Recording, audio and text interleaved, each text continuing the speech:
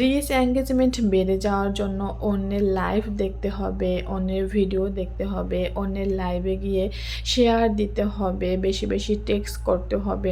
মানে এ ধরনের কথাবার্তা কিন্তু আমরা অনেক অনেক শুনেছি, কিন্তু আমরা শুনি নাই যেটা তো সেটা নিয়ে আপনাদের সামনে আজকে আমি আলোচনা করব এবং আপনারা যারা যারা সম্পূর্ণ ভিডিওটা জুড়ে থাকবেন তারা এই গুরুত্বপূর্ণ কথাগুলো শুনতে পাবেন। তো আমরা সাধারণত রিচ এঙ্গেজমেন্ট বাড়ানোর জন্য যেটা করে থাকি সেটা হচ্ছে অনেক অনেক রিলস ছাড়ি, ভিডিও ছাড়ি, তো যে বিভিন্ন রকমের পোস্ট করে, লেখা ছাড়ি, তারপর হচ্ছে ছবি ছাড়ি।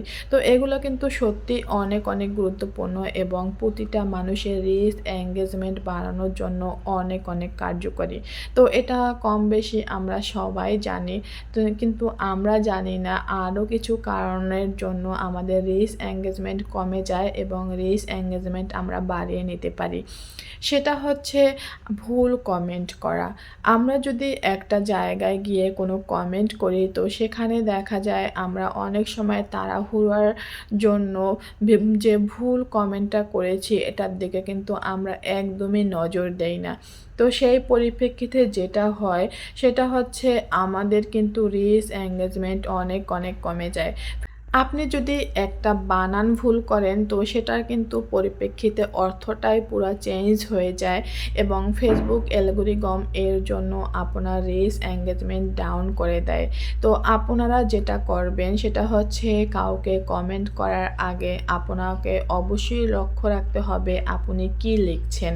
যখন লেখা শেষ হয়ে যাবে তখন কিন্তু সাথে সাথে একবার চেক করবেন। তো আমরা তাড়াহুড়া করে তারপরে কমেন্টটা সেন্ড করে আমরা কিন্তু ওটা আর চেক করি না। অনেকে ভালোভাবে ভিডিও না দেখে তারপর কমেন্ট করে, ভাবে এটা তো ওই আপু বা ভাইয়া দেখলো না, তো তারা বুঝে গেল আমি কমেন্ট করেছি। তো আপনারা এই কাজটা কিন্তু ভুল করেন। হয়তোবা প্রাথমিক অবস্থায় ওই ভাইয়া এবং আপু বুঝতে পারে নাই যে আপনি এটা না দেখে কমেন্ট করেছেন, কিন্তু ফেসবুক কিন্তু প্রতিনিয়ত আমাদের উপরে নজর রাখছে। তাই আপনি যদি এটা করে থাকেন, মানুষের ভিডিও না দেখে তারপরে কমেন্ট করে থাকেন, তাহলে কিন্তু আপনার রিচ এঙ্গেজমেন্ট অনেক অনেক গুণে কমে যাবে।